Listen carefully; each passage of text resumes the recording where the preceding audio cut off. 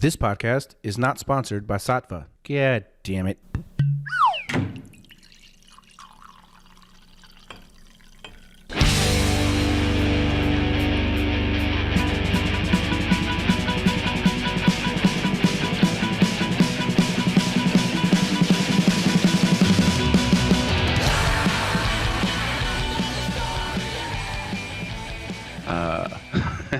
Hey everybody, welcome to another episode of Face the Truth.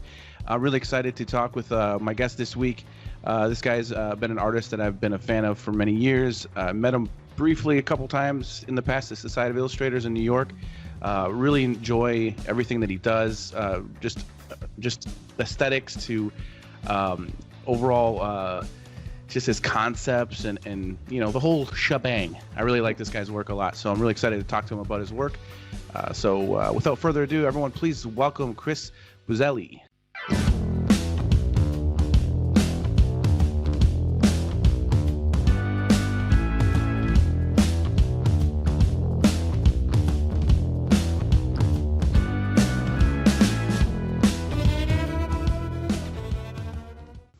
Thanks, man. Yeah, man.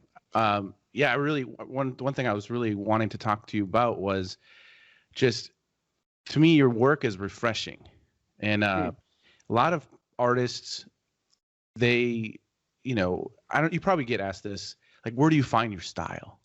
You know, like how did you know, and I find that kind of an interesting thing because I don't personally feel like I've tried to have a style. I've just been drawing since I was a kid and kind of just developed to what I do. And what I focus on is I just wanted to do good work, and I want it to be the highest standard that I can possibly achieve. And my style is maybe influenced by thousands of artists that I like, but I'm not like trying to look a certain way exactly.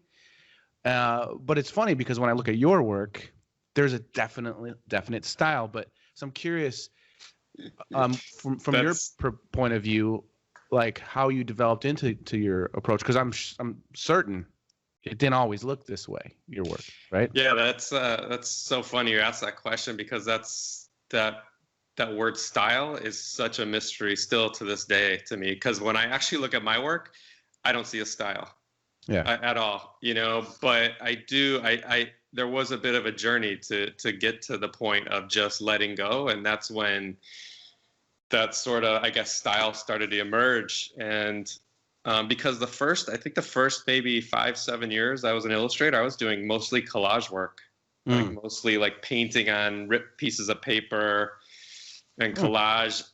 Because I think when I first graduated, Henrik Drescher. Do you know Henrik Drescher's work?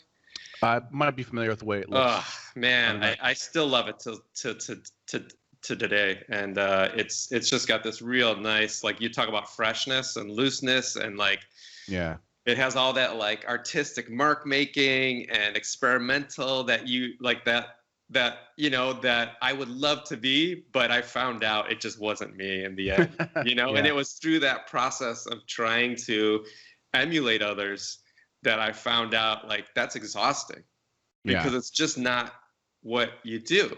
You know, it just doesn't come natural. So you can only do that for so long, and then it starts to eat you up, and you just fall back on what you do eventually. That's what happened to me. And the second I stopped worrying about style, I think that's when it started to emerge. It's that stuff that you're just, you know, you're hiding in your sketchbook and you think they're mistakes. You know, that's you. Yeah. You know, and I love that. That's cool. Yeah. So no, that totally makes sense. Yeah, I mean, I always have like this feeling of, no matter what I'm doing, like I said before, whether it's caricature illustration or if it's like portrait type illustration or whatever it could be, conceptual, my main concern is always just like high quality, like the best that I can do, because that to me is what my standard is. That's my style, is like, I want it to be good. Sure. And, you know, there's been times in my past when I was starting out where I realized I wasn't really trying as hard. I wasn't pushing as much as I could have. And I think once I got past that point, I think I started noticing myself growing and changing. Sure.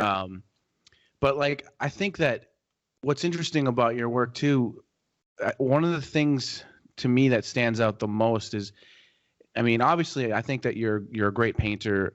You've got there's like a real charm, I think might be the right word to how Thanks. you paint. It's like just there's something really warm about it that I really enjoy. It brings me in.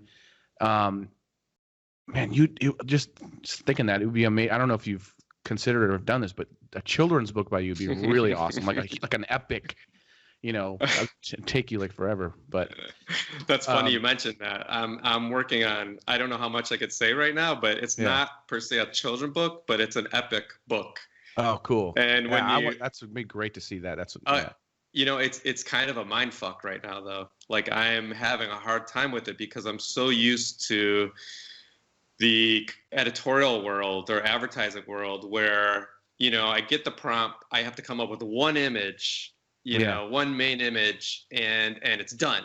And there's a deadline and, and this is throwing me for a loop. Like I've worked on. It's too much time.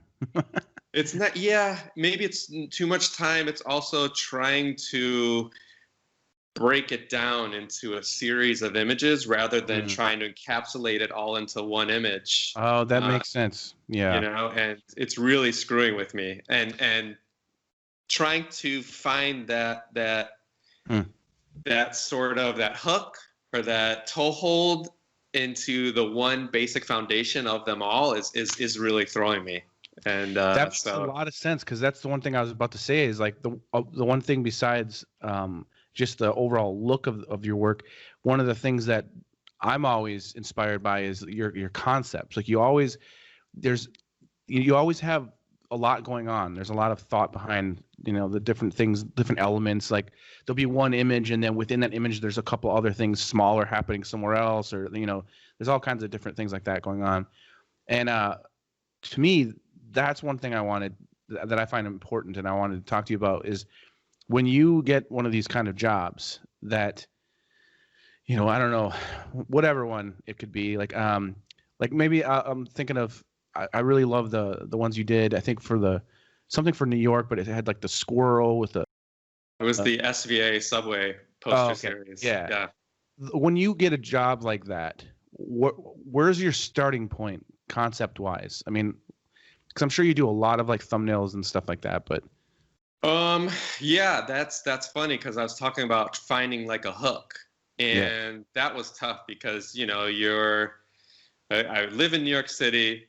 I've seen those posters forever. When I first moved to New York City, I remember taking the subway and seeing Thomas Woodruff, an incredible, inspiring artist, who also is now the head of the department at SVA. But I remember seeing his posters when I first got to the city and being like, one day I would love to do that. And I got that opportunity to do it finally. But it's that one hook, and it was a struggle trying to find that. And I always fall back. I've been not falling back on this, but I love doing animals. So the animals were beginning, but then it's like, okay, what about animals in New York City? And of course, you have rats, pigeons, squirrels, but you need more than that. Like you just can't mix.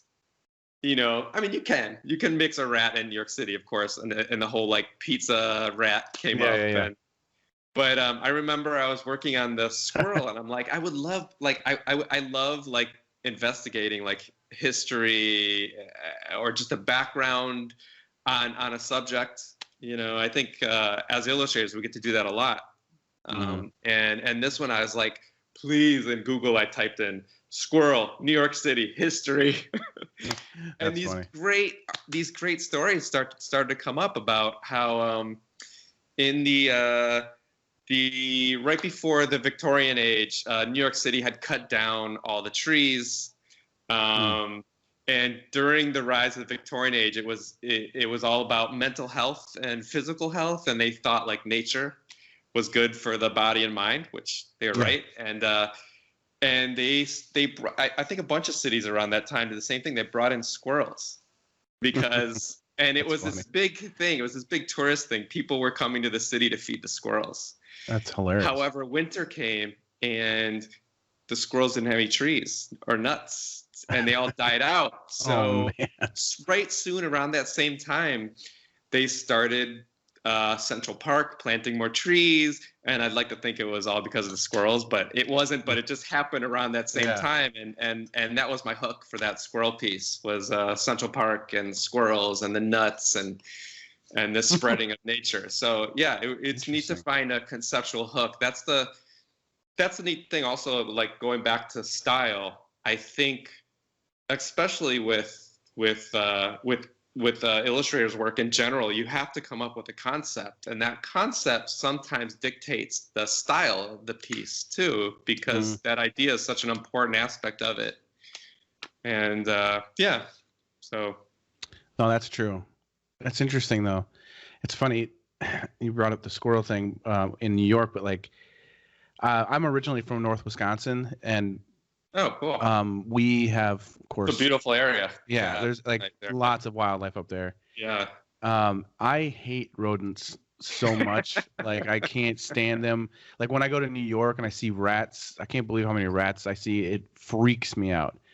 I was on a subway once and saw one. Like I saw a video before of one in the train, and I was like, if that ever happened to me, I would probably pass out. But I remember once after I saw that video, I did see a bunch of rats running around, and I'm like, if there's one on the train, I don't think I can handle that. But instead, I saw an old man masturbating, so I don't know what was worse. And my daughters were with me, like literally the first time. I took my teenage daughters with me. First time they ever went to New York. First time they ever went on the train in New York.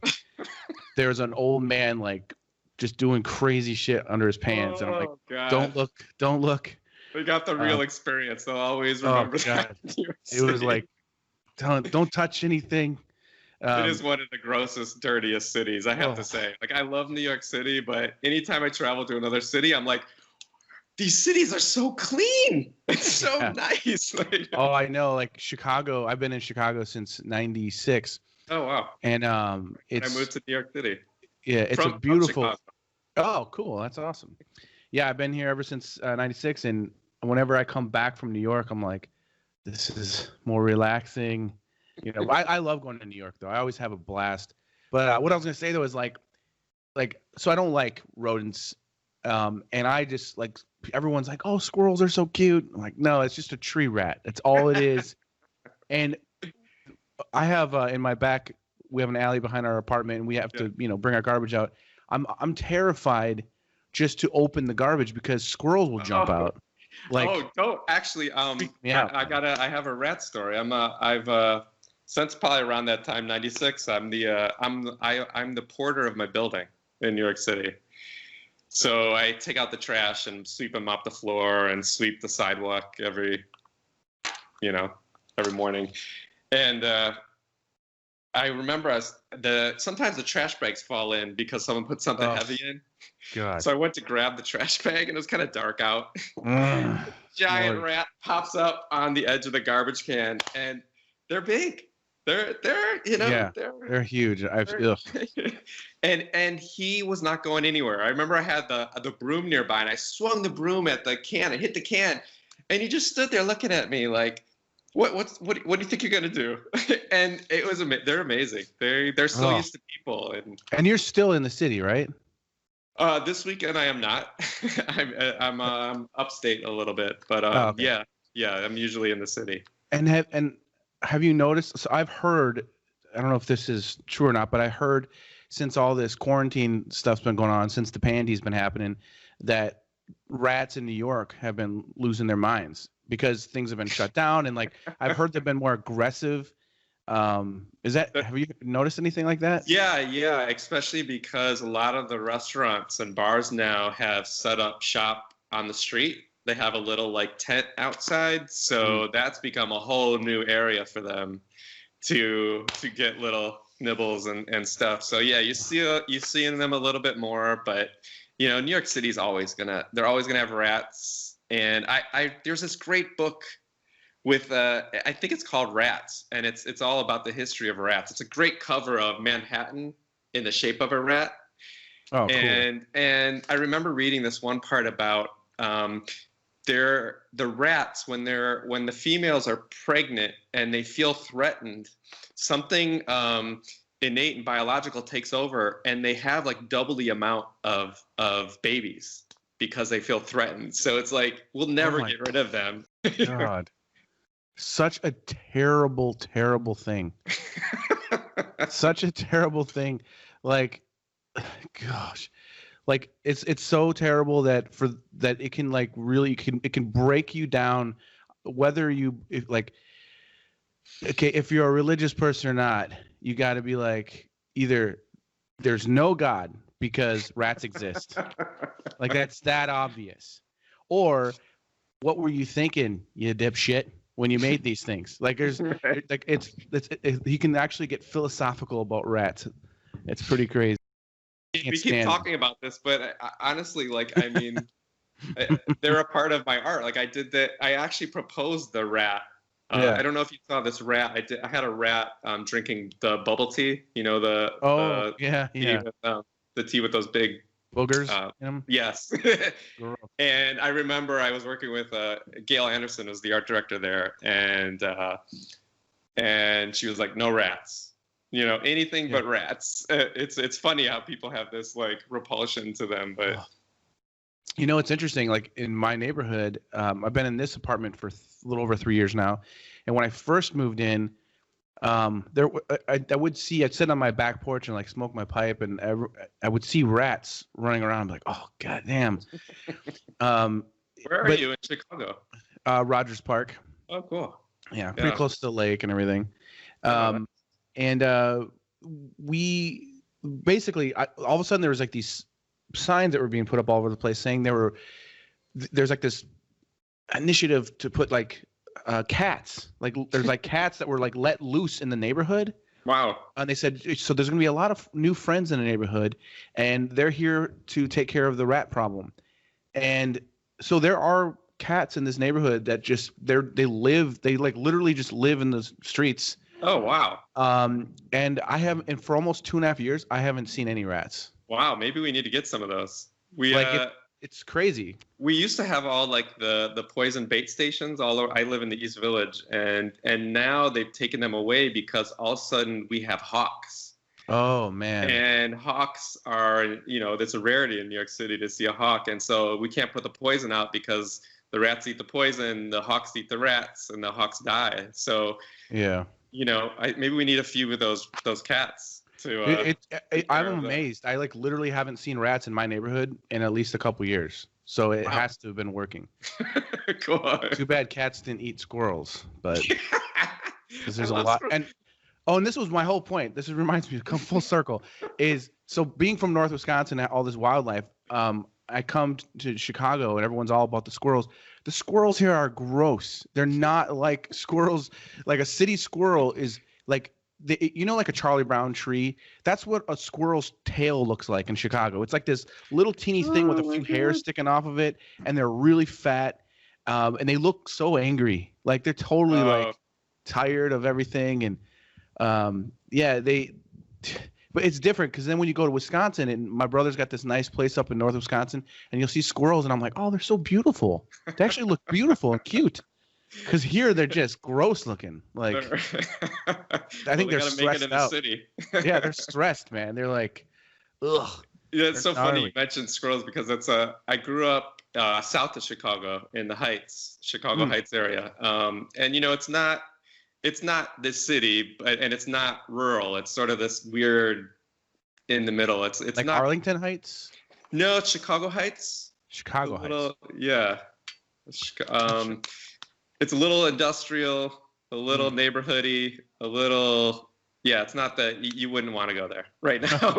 It hasn't changed much since I left, but I grew up with my uncle and cousin and my aunt a lot. And my uncle, even though it was an apartment building, and it was pretty, it's a neighborhood, urban area, he would go out back and shoot squirrels, and we would eat squirrels. And I remember my cousin, his whole bedroom was just lined with squirrel tails, and they are kind of gross. They're just it's so weird, man. Oh, that is really weird.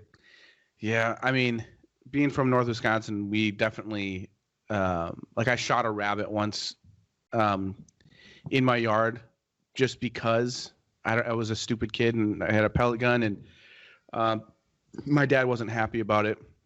And so, we cleaned it and then he made me eat it. Like, wow. So it was kind of a cool thing. I mean, I didn't eat the whole thing. I think we all ate the rabbit, but it was just like, hey, if you're going to, shoot, you don't just shoot something, Good dad. Yeah. Man, it's been so long. I don't remember all the details, but I do remember being like, I'm not doing that again.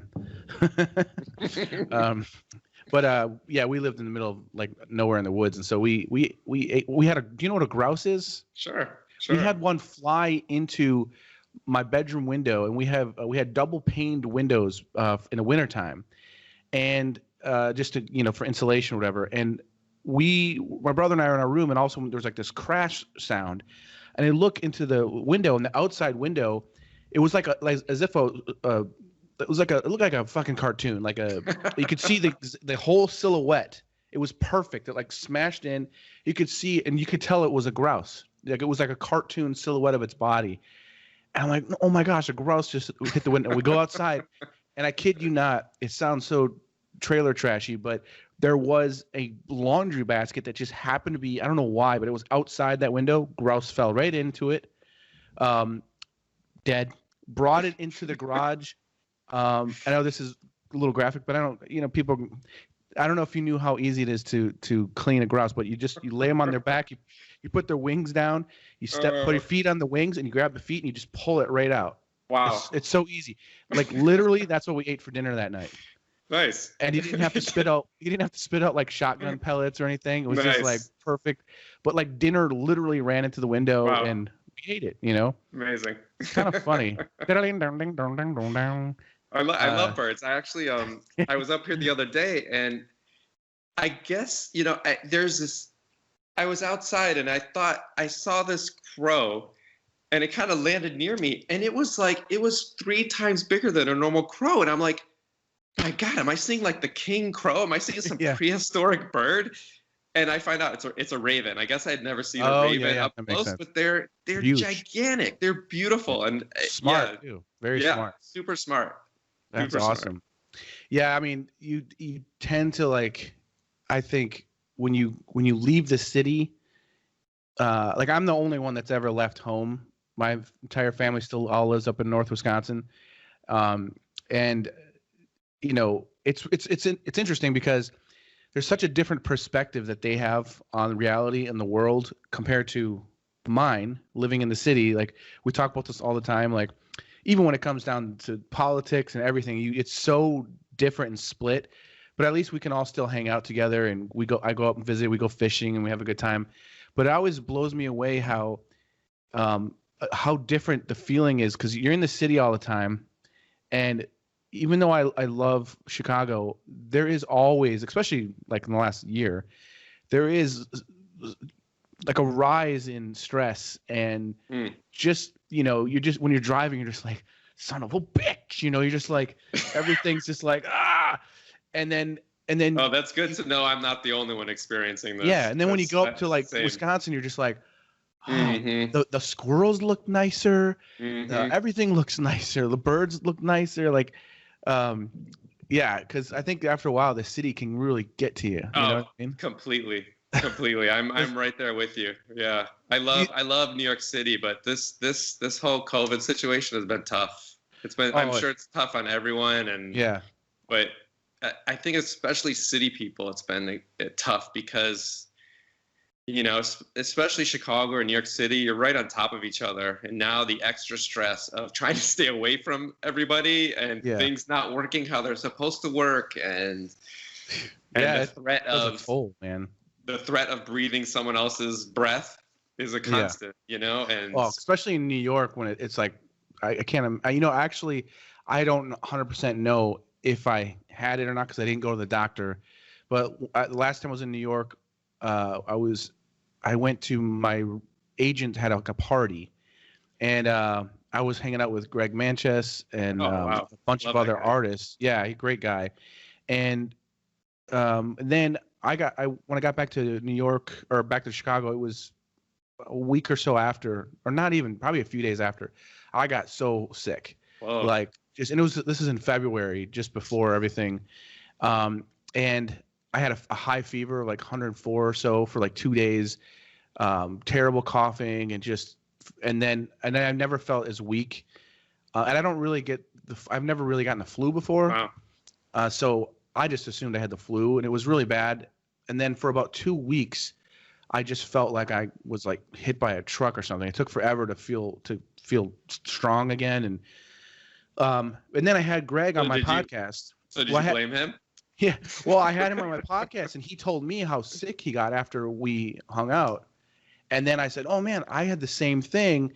And then he told me a couple other people he knows that were with us, they were tested positive. So he thinks that we had it, but I don't know. I didn't get tested or anything. All I know is that right when I got to New York, I had no concern about the COVID thing. It was like just new. People were just starting to talk about it. And so it wasn't even like, even when I got sick, I never even thought, oh, I might have this thing. It wasn't until March, I think, that it really started messing everything up. But yeah, no, I heard similar stories, and my wife and I both got sick around the same time. And it's funny you mentioned Greg Manchas. I don't know if he was there, but we hung out with a lot of illustrators during that time, because that whole time period is when all the contest shows are at Society of Illustrators, and we ended up getting really sick too. And who knows? Maybe we had the early version. Yeah. Well, it's funny because my 2.5-year-old at the time, she got really sick, and we took her in right away because she had a high fever. And this was after I was starting to feel better, and they said that she had the flu. But I don't think they were. I don't know how it works. I'm not a medical person, but I was. Maybe they weren't even testing for COVID yet, and COVID maybe. So that's funny you say that. That during that same time, I went in because I thought I had the flu. I get the flu all the time, and I went in thinking, the doctor's gonna take the test, and I'll get the medicine. He took the test and he says, "You definitely have the flu, but you're coming up negative." And he's like, it's this weird version of the flu. It's not coming up on the test. So I wonder, who knows? That's interesting. Yeah. Yeah, it's weird, man. I can't wait for all this crap to be done, man. I know. How has it been affecting you, like work-wise, creativity or anything, just the whole spectrum? Because I mean, it's gotta. I know, like mentally, I have a lot of people I've talked to, like for the first couple months, didn't even feel like drawing or painting or anything like that, or. It hit me a little differently. The first couple of months, I thought like, oh, this isn't affecting me. I'm okay. Nothing. It's not a big deal at all. And I found out that it's really affected me. Not only in terms of lower amount of work. I think everyone's finding that right now. But it's really just affected me mentally. Surprisingly, I didn't think it would, but. I think I'm more of a people person than I thought I was. I'm more of like a social person that I gave myself credit for. And just the freedom of like being able just to go anywhere and not having that and all these other pressures now, paying the bills and you being stuck. And so creatively it's been tough. Yeah. I totally get it, why people are struggling right now. And we're lucky because, luckily my wife still has her job, and we're healthy. So. Yeah, it's definitely, it's one of those things too. I'm in the same boat. Like I'm like work's been super slow. I've been lucky in getting stuff every once in a while, but it's definitely slowed down a lot. Speaking of stuff, that poster you did with the 100 comedians in it. Oh my God. Jesus, I look at that and I'm like, I hope to God he got paid by the portrait. Yeah. I look at that. Thanks though. I mean, I appreciate that. Amazing, incredible. I don't know how you like orchestrated all of that. Like I look at like the dark background and then the skin tones and I'm like, how did you orchestrate all of those objects, faces? And you did the caricature, which caricatures to me are a mystery. Like I'm amazed by like people like you or like Philip Burke or like Steve Brodner or like John Cuneo, you know, like that whole idea of doing a caricature of someone and it look like that person is still it's incredible to me. Like I was looking at a Philip Burke the other day and he really stretches it. Yeah. But it's that person. Yeah. It's like you're just like, how I've been a fan of his since I was like 14, I think. Yeah. Like he's I love his work a lot. I'm supposed to be having him on my podcast one of these days, but he keeps having to reschedule because he's been like he keeps getting booked with something, and so we keep pushing it back, but one of these days. But thanks, man. Yeah, that poster was crazy because Steve, the director of the movie, and he wrote it and directed it. He's a really awesome stand-up comedian. He had his own TV show for many years, Sullivan and Son, and he's been in a lot of movies and different things. And he's got like 4 or 5 or more specials out. He's an awesome guy. I had him on my podcast over like a year or so ago to talk about comedy, and he directed his first documentary about the amazing Jonathan. And so I thought it was great, and just found out that he was following my work and liked my work, and I just randomly wrote him and said, "Hey, would you come on?" And he said, "Of course." And so I had him on, and then we started getting into talking about comedy and everything because I'm huge into comedy, and basically I've been talking about it for years about wanting to do stand up, but never took the leap because it's just I've got 4 daughters and I got this illustration, all stuff, and he was like, "You got to just do it, and I think you can do it." And so he invited me to basically open up for him at the Chicago Improv. Wow. And I had never done stand up before, so I had like 5 or 6 months to prepare. So all I did for 5 or 6 months was work on 5 minutes of material, and I did it. And it was fucking scary, but I did it, and I did really well. And he invited me to come back 2 more nights to do it. So long story short, after that, I started doing stand-up 2, 3, sometimes 4 nights a week before the pandemic thing shut everything down. But so I was really getting into doing stand-up, and just loving it, and just I can't stop thinking about it. I'm just always writing stuff now. No, I love it. It just feels right, you know. Oh wow. And then he wrote me, and he's a big fan of my work, and he asked me if I would paint this poster, because the poster they did was just like a photo, and it looked kind of like a Netflix comic special, and he didn't feel like it felt like the movie. And so I was like, oh man, a caricature cover would be great. Like, that would be really cool. So he gave me a sneak peek of the movie. But long story short, they didn't have, because of everything going on, he was expecting this to hit the theaters and everything. And so he's paying out of pocket, right? So he's like, we have no budget what can you do? And I was just like, pass this up, because this is right up my alley. All these great comedians that are in this movie. You could tell you really had a connection and a love for it by putting all of those caricatures in it. Well, the crazy thing is, originally it was way more simple than that. But then he was like, you know what? There's so many good actors and comedians in the movie. Kind of want to get them all in there somehow. So we just kept adding more and more. I'm like, this is crazy. I think there's 17 in there. It is amazing when you work with a client, and I'm assuming he hasn't worked with a lot of illustrators, but that sounds very familiar, where they're like, put in this and this and that, and then pretty soon you've got like 100 people in it, and like, it's so. But you did it well. He was great to work with too, because he knows that like the movie kind of gave me anxiety, because a lot of what happens in the movie is kind of what he did to me. So there's like scenes where they're in the back in the green room at the comedy club and all these different things going on, and I really related to the movie as well. So I felt like so connected to it. And then he invited me to, next time he comes to Chicago, I'm gonna open for him again.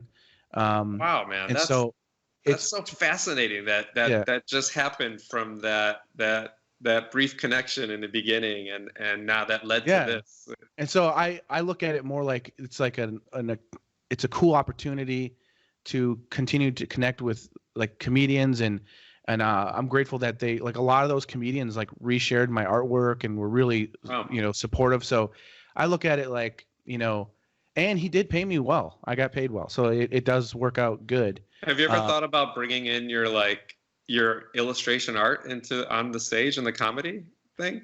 I've been asked that a few times, but I haven't really, there's not too much about my illustration world that I find funny. Huh. But I've got enough. I mean, I've got 4 daughters, and I've done a lot in my life. I've got enough material to base off of. But I'm sure every once in a while, like, I did try to when I was first trying to come up with material, I was trying, because I kind of believe that comedy should be, it should be really from yourself, what you've experienced. And if it makes you laugh, there's probably something there. So I try to find real things that make me laugh that I can build on, Right. And so I was at first trying to, it's funny that you bring that up, because I had painted the Pope for Time Magazine's Person of the Year, which is a really awesome thing. And it meant a lot to me. But one of the things I think is funny about that is that I got the job just before a trip to Vegas. And I was in Vegas partying with Pixar artists. Wow. Like, we were there doing like workshops, and I was teaching and they were teaching. And then at night we would just get lit and party. And then I would, like, next morning I'd be hungover sketching the Pope. Oh shit. That's Time great. Magazine. That's great. And so I just felt I was like in Sin City drawing the Pope, and I was sending like progress sketches to my wife back in Chicago. Like, how do you think this looks? And then I got my sketch approved while I was in Vegas, flew back home, and then I had like a day and a half to paint the painting or something like that, 2 days maybe. Unbelievable. So, but I was still like dizzy from Vegas. It's so funny when I first started, after I graduated and became an illustrator, that was like my dream job, getting a cover of Time Magazine. Yeah. Which I'm not sure if that's my dream job anymore, because I know the pressure and the schedule. I'm friends with Tim O'Brien too, who does a lot. Yeah. I know that schedule is insane, and but yeah, that pressure must be crazy. Like, you're getting on this that cover goes everywhere. Yeah, it was surreal. But what's funny is I'm sure you know how this stuff works, but like it was my dream to do a cover for Time for many years, and they hired me to paint Edward Snowden, and I was just like, I can't believe this is happening. And so I did a painting of Edward Snowden that I thought was going to be the cover. Snowden's a better name for it. Yeah, Snowden. And I had no idea that it was for the Person of the Year, and they didn't say that to me. And when I was done, they were like, "This is so good. We're so happy with this. This is so so good." And they were so encouraging. I'm like, man, because sometimes you don't even hear anything, from an art director. 99% of the time. Yeah. Sure. And they were like, "Oh, we're so happy. This is great." And they go, "Would you like to do another cover for us?" And I was like, "What?" Nice. And so when I went to Vegas, part of we were celebrating because they're all like, "Oh shit, Seiler got 2 Time covers." That's what it seemed like. I thought I was doing 2 Time covers. I didn't know that they were both up for Person of the Year, and they didn't know, because they didn't tell me any of these things. Wow. I also didn't know that they hired several other artists to paint these same people, and I was actually competing with other artists. I had no idea of any of this stuff. I mean, that's when your relatives all start to understand what you do. When you get the cover of Time Magazine, they're like, "Oh, that's what you do." Yeah, it was so surreal. And when they announced that it was Person of the Year cover, I was in shock. I'm like, I can't believe I just did that. Wow. And then the Snowden was inside as a full page, and then while I was painting it, they said, this is the part that I love. This is probably my favorite thing about that whole experience. They asked if can you take some photos of your progress and different things, because we want to do, like, write something about it. I'm like, oh, cool. So I had my 6-year-old daughter take photos of me with my iPhone while I was painting, and then her photo ends up in Time Magazine, and it says Ava Seiler for Time, and I'm like, oh my gosh, you're 6 years old and you got a photo credit. You already Time made Magazine. it. Yeah, that was my favorite thing. Like, that's still the thing that makes me so excited. That's pretty sweet. Cool. pretty. That's one of the fun things. You know, I'm sure you're the same way though. Like when you, you know, for me anyways, it doesn't ever get boring. It's more exciting. Like every time I get published in something, I think that's what brought me to doing it in the first place. Is just I want to be challenged and push myself, and then to be a part of these different. It's like being a part of a different team. Like working with, I'm working with these art directors and these editors to create something cool for them. You know. Sure. Do you still feel that kind of excitement for it? Oh yeah, I mean it's sort of like it's a bit too much of a roller coaster ride in a way. And it's like, I get just as excited as I was the first time I got that job, which I used to think was great because that means I'm still interested, excited, but that excitement is such a roller coaster ride, and it's a constant that I find that may not be too good for the life's career. I think I have to even that sort of like that excitement down a bit. Not that I get excited. I get more scared, I think, when I first get the email or the rare call. I'm like, oh man, my first reaction is, oh shit, how I'm gonna fuck this one up, or that's so funny that you say that. I feel that same. Yeah. You're excited that you're getting a job, but you're also like, oh, I don't know can I do this one? Like, yeah, and it's such a weird sort of. I find it's not healthy anymore. It's too much of a self-doubting thing, and it's always like this, like holding your breath until it's done, or climbing that really steep mountain. And for me, it's like that struggle of painting. And painting's a little bit of a messy thing because it doesn't look good until the last quarter of it. So it's a little bit scary. You spend a couple of days on a painting that looks like shit, and you're just hoping and praying that it comes out in the end. And I've been fortunate enough that usually it does, but I've also thrown a bunch of stuff away as well. And that sort of Groundhog Day or roller coaster ride of illustration is exciting. But in a way, it starts to, I don't know. I think I might need a healthier mindset, but just personally. Like, I think I'm just overdoing that to myself. Oh no, you're going to screw this up. Like that negative thing that I always thought was so healthy because it was pushing me. I feel like, you know what, maybe, I've been doing this for how long? Maybe you shouldn't do that to yourself anymore. and just try to maybe be in the present and experience it a bit more than to think about what might be, Well, I mean, I totally understand that. It's the stress of these kind of things can be like the deadlines and the timing, because you have it's like playing chess or something. You have to think a few steps ahead. Like for me, when I'm thinking about an image, I'm like, all right, I need at least this many hours to paint this one part. I know that. So I break it down. And then sometimes you just, you start to have that panic of I don't know, this one's cutting it close. And then you try to sleep, but then you realize all you're doing is thinking and you can't sleep. Yeah. I do whole paintings in my dream at night, and I wake up and I'm like, I'm exhausted. I'm like, I just did this whole painting in my sleep. And you know what? I've stopped doing that. I used to think I used to sort of jot down sketches at night, or while I'm, I'll wake up in the middle of the night and be like, oh, I got to jot this idea down. And I used to let myself do that a lot of dream visualization kind of stuff. But man, I already had a problem with insomnia, and that just created more. So I've tried to just try to shut down at night now, because it's maddening sometimes. You can really drive yourself crazy with trying to. And then you work traditionally, you're working in oils. Yeah. So you've got to really have your idea down, because, I'm sure you still get adjustments and changes from art directors and you want to shoot yourself in the face, but that's got to add a little bit more stress to it, because you've got to kind of think a little bit more ahead and plan, right?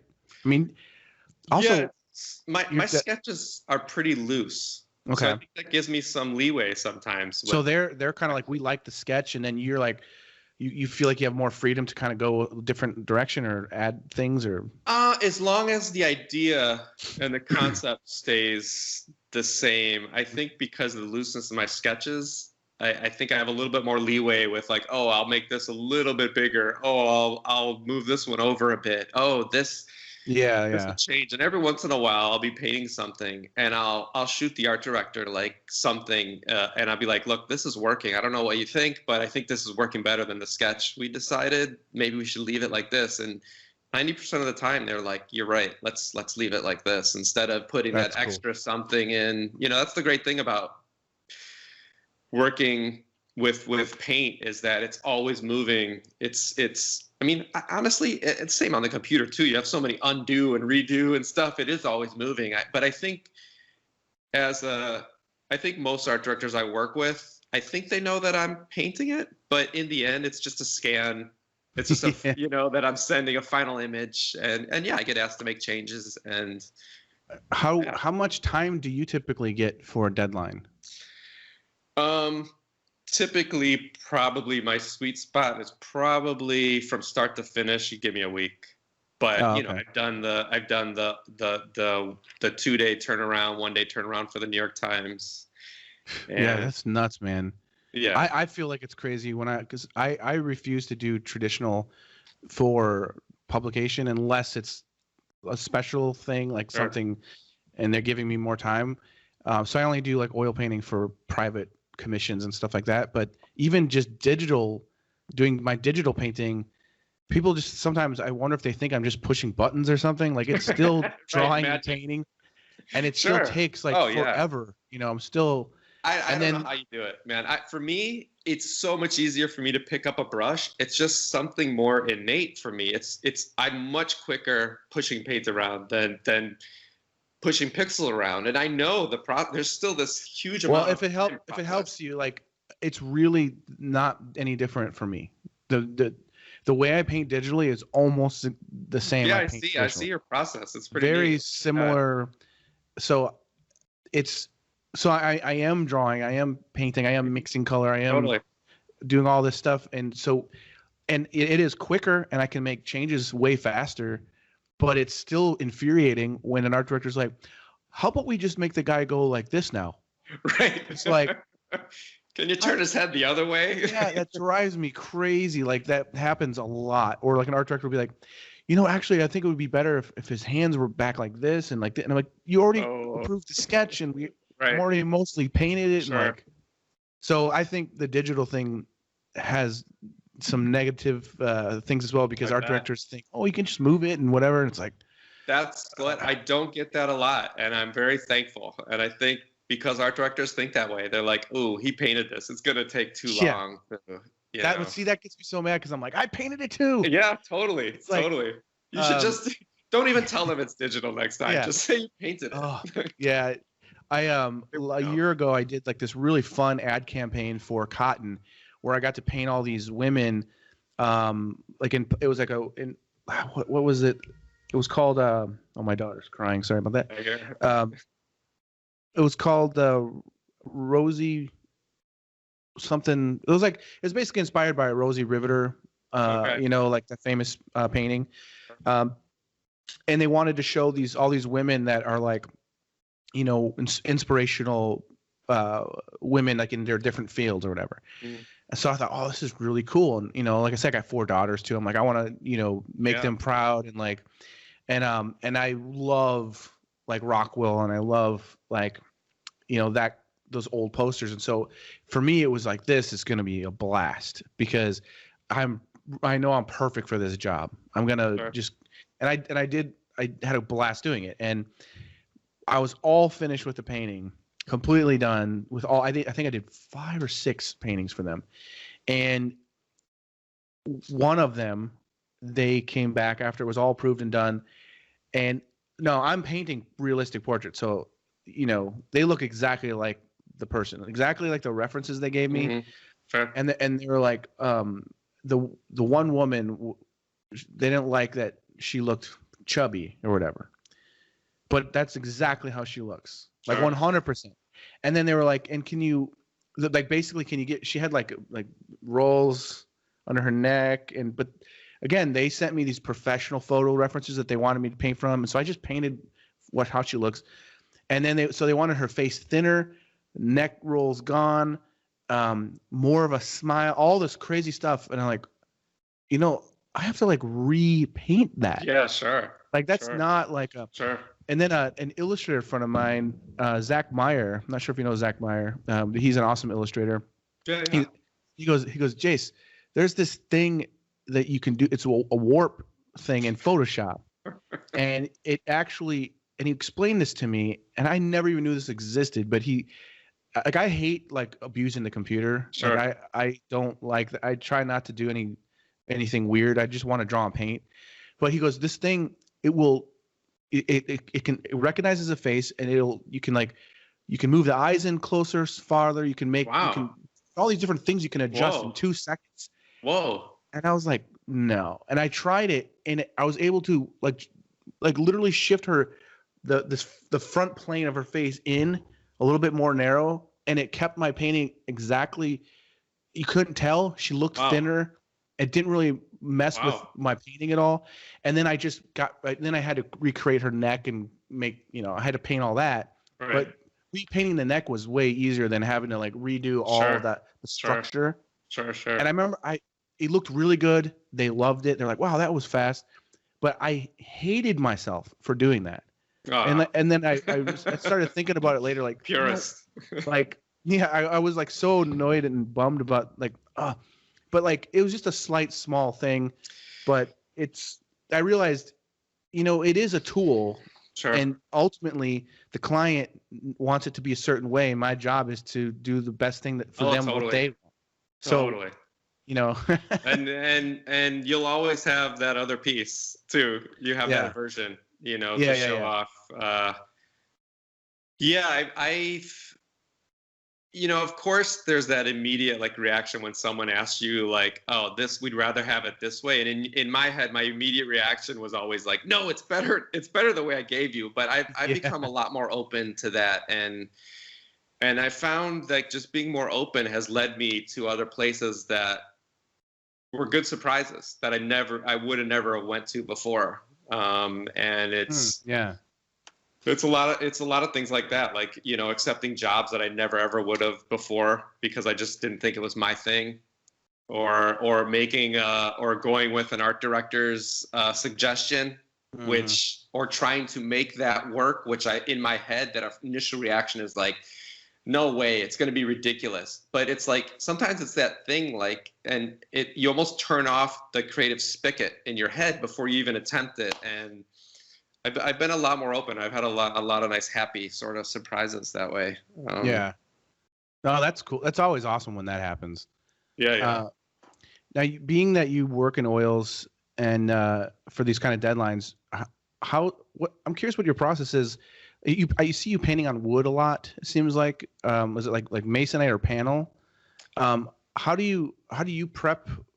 Like, I'm curious. Like, do you gesso it and then somehow transfer your sketch onto the board, or do you have to redraw it? I used to gesso my own.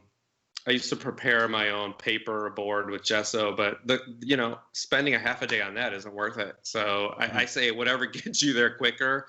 So I just buy those pre-gessoed masonite boards. But okay. And mainly, I used to just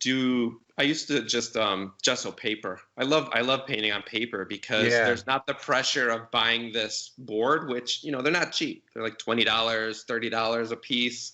Mm-hmm. And a piece of paper, you don't have to think about it. You don't have to worry about it. And I love being frugal. But, it's funny when people start to buy your work, they don't really want to buy a piece of paper. They want to buy a board. They want to buy something a little bit more sturdy and concrete, and that would last longer. So I switched to board around then, but I also found that I really like working on board too. There's something nice about that tooth and how I can scrape back into the board that I couldn't do on paper. And because of true.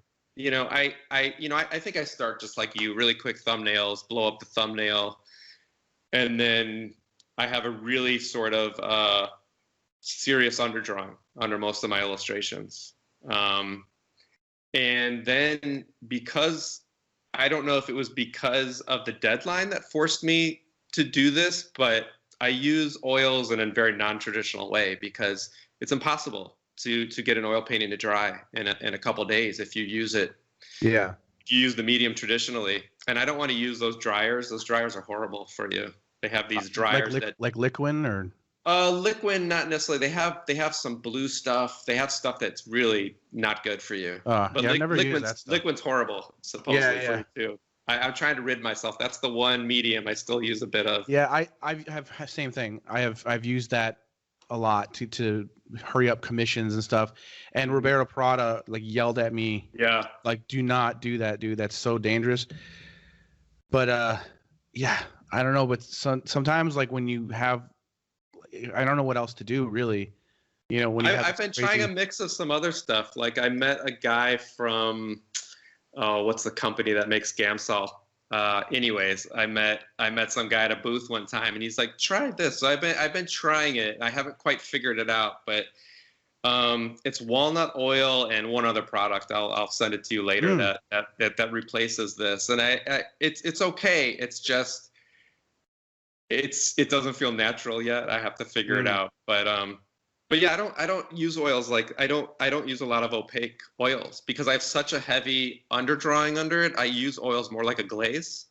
Oh, so a lot of my whites. So I work backwards. My whites of my painting are the white of the board.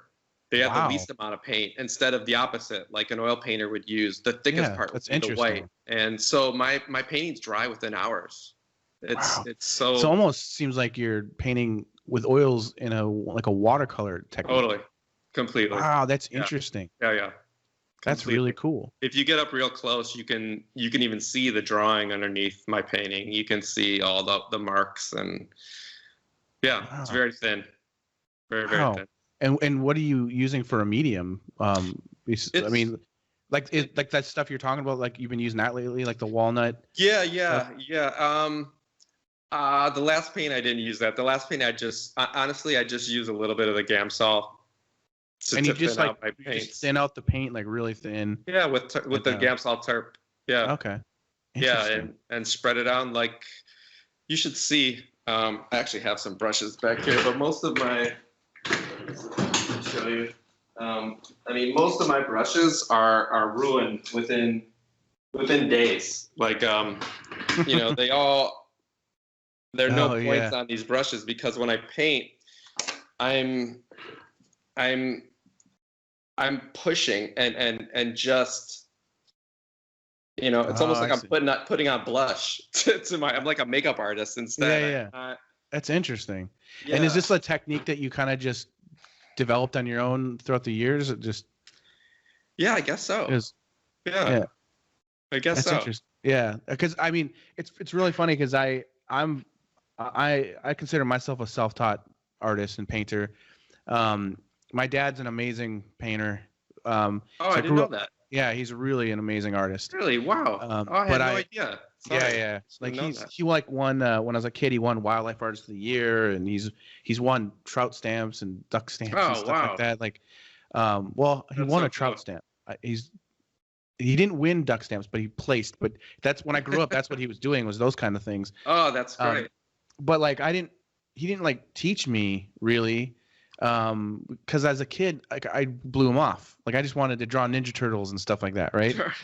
So by the time I started becoming a professional or not professional, but trying to like force myself into becoming an artist, I didn't live around my dad anymore.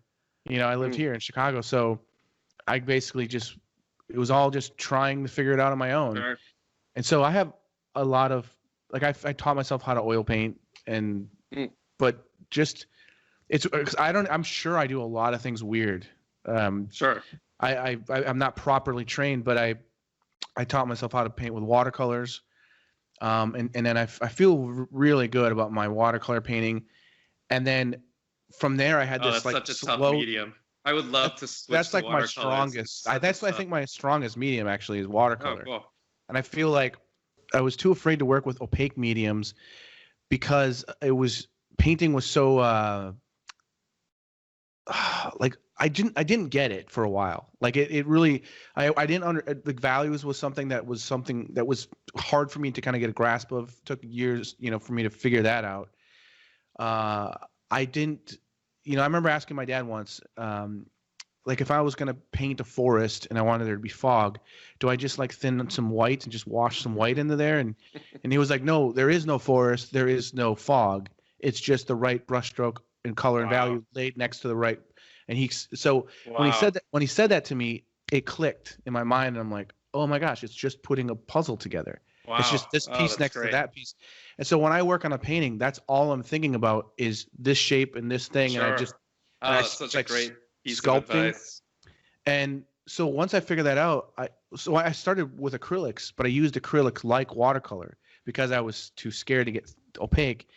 But then after I started getting more used to it, I'm like, oh wait, I can just mix this value and color and boop, there it is. Then I was like a couple years of just acrylic painting. And then when I started using oils, there was a whole nother thing of, wow, there's so much you can do. There's so many different techniques, but I still don't know. Like, I'm pretty sure I don't do everything the right way. Like, one of my friends is like an amazing painter. One of my best friends here in Chicago, and he's like, it's got to be fat over lean or what? Sure. I'm like, I don't know what the fuck you're talking about. I'm just doing a painting. And so I just care about how it looks when it's done, and then it looks good when it's done. But that's kind of my approach. Is I just, like when I paint with, I'll usually do like an underpainting in oil. Like sometimes it's not like a full on. It's just enough to like lock down my sketch a little bit. So I kind of put some of the darks, and I don't like there to be white. I like to like stain the whole thing so I can. Sure. Yeah.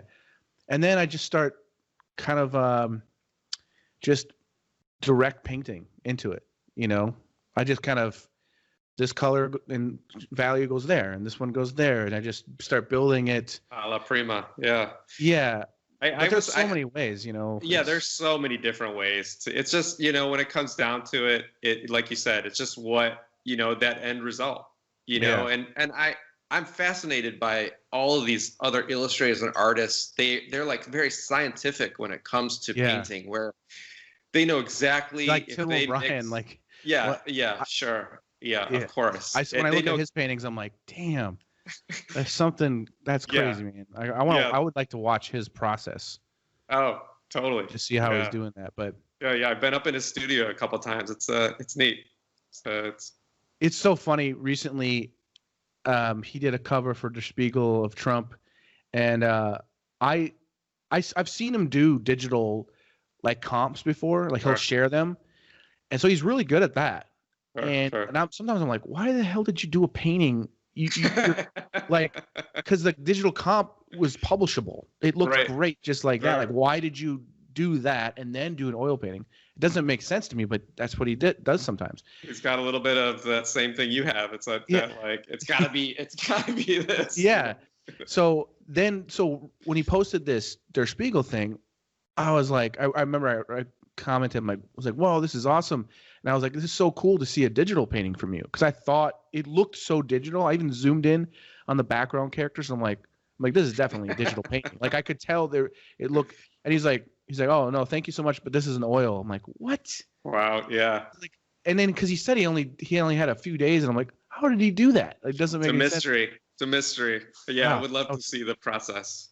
Sit there and see it. We need an undercover camera. Yeah. In his studio.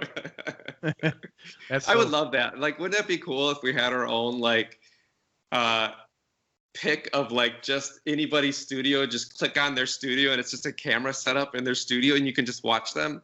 I know people have all these live feeds, but wouldn't it be great if we could just go to one place and it would be like, oh, I'm just gonna go check out what Jason's doing in his studio today, or like just. It's nerve-wracking though. Like in the summer, I did a live stream. I'm gonna try to do some more because it's kind of fun, but it's a little bit nerve-wracking. I bet. I've been asked to do a few, and it is like, totally nerve-wracking. I've done a bunch of demos like for for classes and workshops before, and I'm okay at that, but it's not my favorite thing. And yeah, people are watching everything you do, and they're asking questions and trying to like answer questions, and like, hey, why did you just put that color there? I'm like, I don't know, to be honest. Like, looked good, it felt right, like, but yeah, it is a little bit, that's a little bit strange. I just finished this week. It was really so. Caricature is like the thing that I've been doing since I was a little kid. Like it was like natural for me. And there's ever since I was about 20 years old or so, I've been a part of this organization called, well, it used to be called the NCN. Now it's called ISCA, International Society of Caricature Artists. Oh, wow. And it's like worldwide, like everyone from all over the world. And every year we do this annual convention where it's not in the same place every year. It's like last year it was in Memphis. This year was supposed to be Vegas. And we spend a week in a huge ballroom in a hotel. And we all get a wall space. We all have a number. And we spend the entire week drawing and painting each other and filling up our wall space. Oh, wow. And then at the very end, and it's you wouldn't believe, like thousands and thousands of paintings that are done in a week from these amazing artists from Japan, and people come from Africa and Europe. Wow. Oh, that's so great. And, I've never even heard about it. It's amazing. We do it every year. So do you all get to watch each other draw? You're all drawing. Yeah, we all hang out. That's so great. You have to create the art in the ballroom. Whew. And it's not like people think, like, like, oh, characters. No, this is like full on art. Like people are pushing and. Oh, wow. It's a really cool thing. And at the very end, there's like this award ceremony where everyone dresses up nice, and it's almost like an Oscar ceremony. And there's all these categories, and you win awards, and you go up, and people. Wow. Best exaggeration, best use of color, best line design, best. Oh, wow. It's really a cool thing. Man, I bet there's a lot of hurt feelings. No, because. No. That's the thing too. Like if you look at my recent posts or on my Instagram, you'll see what I did to some people this week. So we couldn't do it this year in person, but they organized it. Oh, is that what I did see the one with the jaw? Yeah, I love that piece. And so I spent this last week, and they set it up on Discord where we can all come on and talk to each other and see each other while we're working and painting. Oh, cool. And so for the whole week, I've been hanging out with all these artists. We talk, we paint, and then we have there's another, like they'll have another section set up where it's your wall, and people just see what your wall is filling up to be. And the whole point of it is like there's never usually hurt feelings. Although I definitely know I need to go on a diet. Thanks, you sons of bitches. But it's more about how far you can push it, and it's not just like, hey, let's see how much we can exaggerate, but it's like what can you do that's unique or capture someone that's maybe been drawn many times, but how can you do it something different? And, sure. So it's a real fun challenge because everyone's seen everything in this. And there's like usually 300 or more people. Sometimes I don't know how many this year. I think it was less than that because of everything. But it's cool because it's literally people from all over the world. And so tonight at 5:00 my time, the award ceremony starts, but it's going to be people in Belgium watching at their time, and in Japan. And so tonight's going to be an award ceremony. So are there more people involved now because it is online and you don't have to all come to one place? Is it about the same? I think there's definitely people that haven't been able to go before. Sure. That have, but I know a lot of people that just decided to not do it because they were like, it's not the same thing, But for me, I don't get to go every year. I went last year. I was hoping to go this year, but I've only been to like I think 5 or 6 of them. Wow, I bet you really get to see like who really has the goods. Like, I love it's one of my favorite things to do is watching people paint and draw. Like I grew up, it was on the local Channel 13 in Chicago. I grew up with Bill Alexander and the Magic Paintbrush. You don't know him? Oh, you got to look him up. He's local. He was Bob Ross's teacher. Oh, wow. And he had his own painting show, and he would do like the Bob Ross painting before Bob Ross. Oh, wow. And he was Austrian. He was Austrian. He had this really thick Austrian accent, and that's funny. And my grandpa and I grew up watching him, and that's how I started oil painting. I loved ever since a kid. I think that's why I'm an illustrator right now. I felt that connection that's so cool. Yeah, and still to this day, like I remember I was at a lecture and I sat behind Victor Juhas. You know Victor? Oh yeah, I love that guy. Yeah. That motherfucker, like he's awesome. If you ever get to sit behind him when he's sketching, it is like it's like I'm watching a magic show. Like his hand-eye coordination to what he sees and puts down, it totally dumbfounds me. You know, because I have to really work at it. I have to work the shit out of a sketch to get it to where it looks, presentable or like something. But he's just putting lines down and they're all connecting and you're just like, oh, how did you get that person? I love the shape of that person's nose, just the right hand gesture. Like it's that kind of stuff is amazing. Yeah, he's awesome. He's awesome, man. He's also one of the most down to earth, like humble. Yeah. He's so cool. Totally.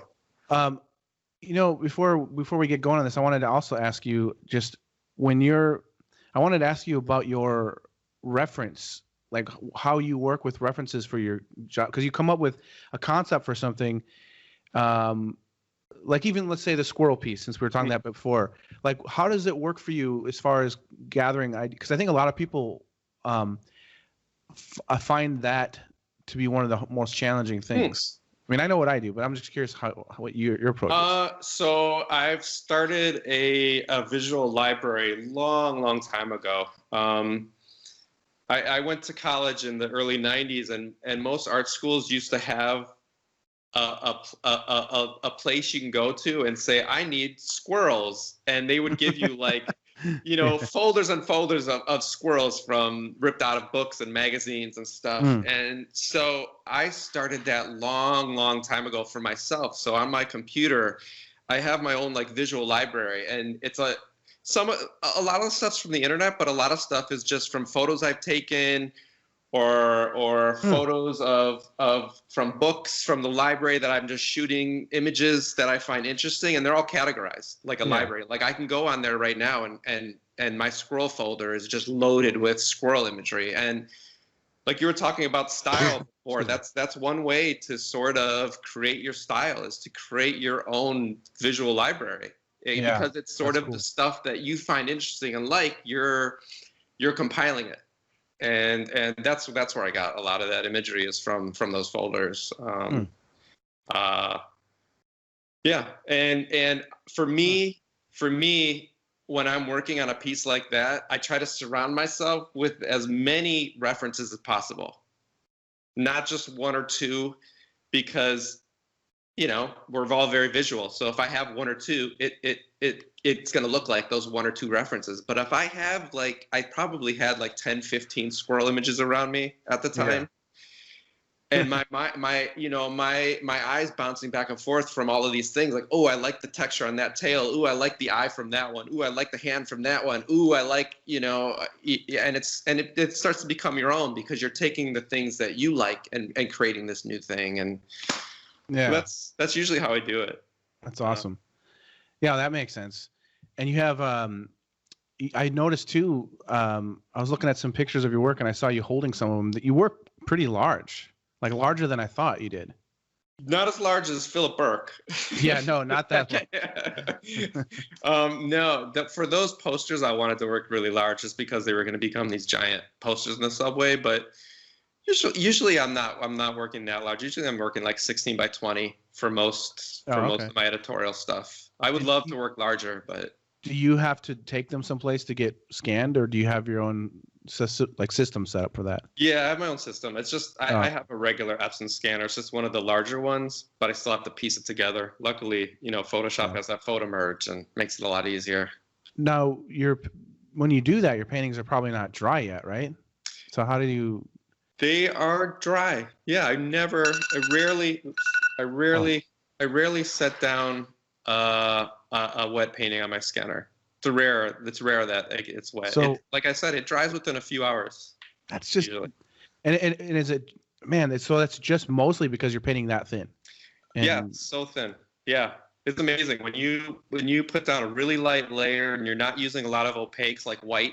White takes forever to dry. I rarely use white. Black takes forever to dry. I use a lot of just natural colored pigments, and they dry within hours. It's amazing. Sometimes they dry too quick because I want to blend, and I'm like, what? This is dry already. Like, oh yeah, that's crazy. Yeah. I mean, like I said, I've only really experienced that with, you know, if I'm using the liquid. But so that's one thing I wanted to ask too. I keep remembering there's a bunch of things I was going to ask you. Like when I work, I like to use a limited palette a lot of the times. And when I do, even digitally, I try to keep it real basic palette. But with digital, I'll find myself kind of enhancing it as I go and just adding, you know, I like to put in a lot of color in certain spots. But with traditional, I work a lot with like a Zorn type palette. Or even if I'm not doing that, just basic primaries. And if I need violet, I make violet. I don't have tubes of violet. I don't have tubes of orange. I just find that mixing it all myself keeps the harmony, and I work much faster that way.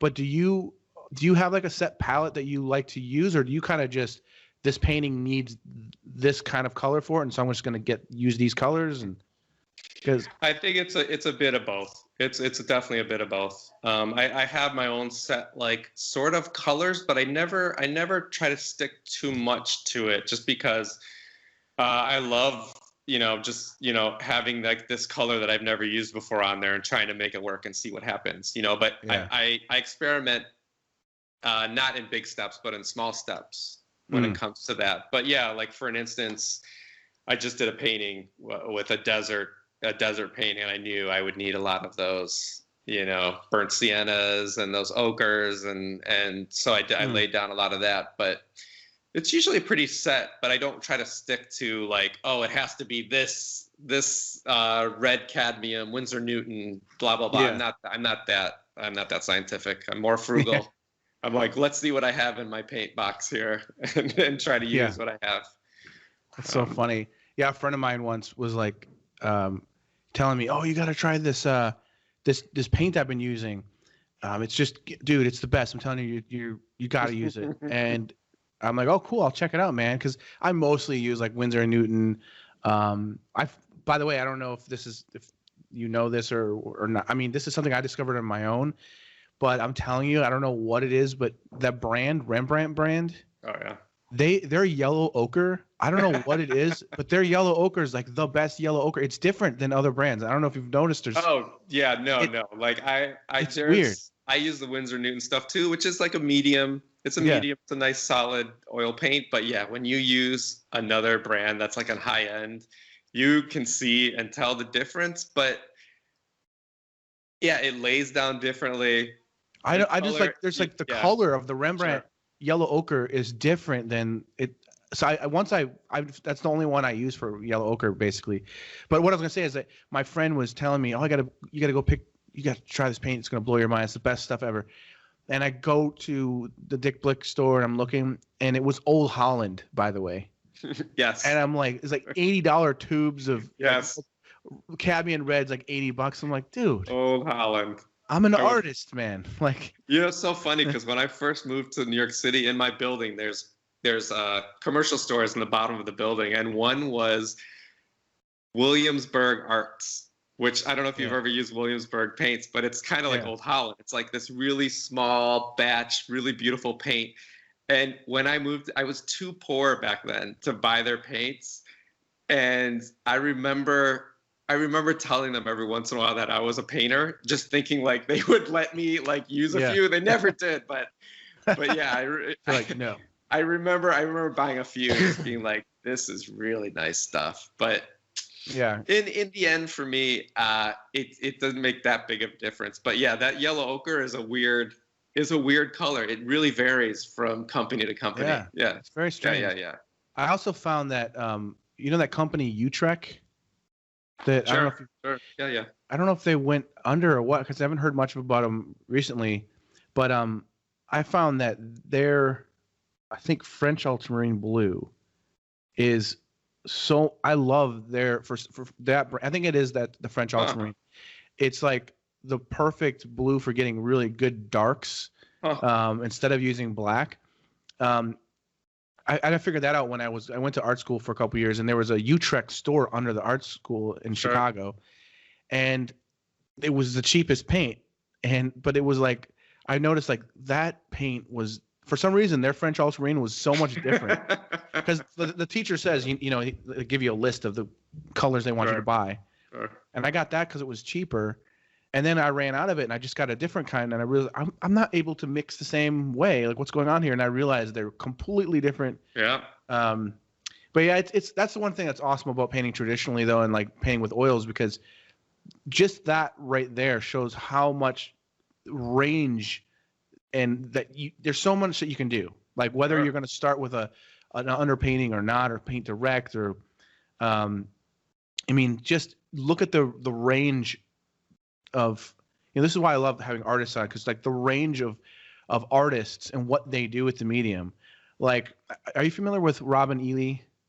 You should look him up. I had him on my podcast a while ago, but him and I have been friends for many years. He's from Australia, and it's like, so you do amazing things with your oil painting that he wouldn't do or be able to do, because you take that medium, you do this original thing that's just you, and then you look at what he does with his oil painting, and it's just like crazy. The same thing with like his paintings are like photorealistic, like you're kind of like, that's a painting. Wow. Like, but he does crazy things, like he'll like wrap he'll make someone look like they're wrapped with cellophane or some weird stuff, and it doesn't look like a painting. It's so crazy. And he's been doing this thing lately where he'll take a master painting like Mona Lisa or something, and he'll do an oil painting of it, but he'll make it look like it's wrapped up in paper, in plastic, and there's a couple rips where you can see through in certain areas, and there's some tape, and it looks like it's taped down and all this stuff. Wow. And it looks like but it's all painted. Cool. It's kind of weird. It's like, it's an interesting concept. But then there's artists like Nicholas Uribe. I'm not sure if you know who he is, but his paintings, sure. And his technique is so cool, because he doesn't use any mediums, because he wants to use just the paint out of the tubes, and it forces him to have to paint a different way, because he can't thin things down. Oh wow! And he has to only work with what the paint can do, and you can see how that has influenced the look of his work. It's so cool, man. I love talking with all different artists about how they do, how they do what they do, right? How they does it. But anyways, man, thank you so much for joining me for this. It's so much fun to be able to talk with you, and actually, because we haven't really gotten to talk too much before in the past, but so I really appreciate you joining me for this, and just love your work. And thanks, man. I always enjoy seeing your posts, especially when you show your process shots, and you'll sometimes show the sketches and stuff. You gotta do more of that, because that's so cool to see. I will do that.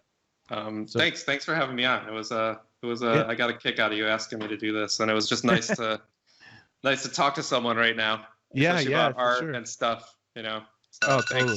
Oops. Before we go, is there anything coming up? I mean, I know things are weird right now, but anything you want to direct people towards, or just let them know your socials so they can, not your social security number. Don't do that. You want to give someone your social security number?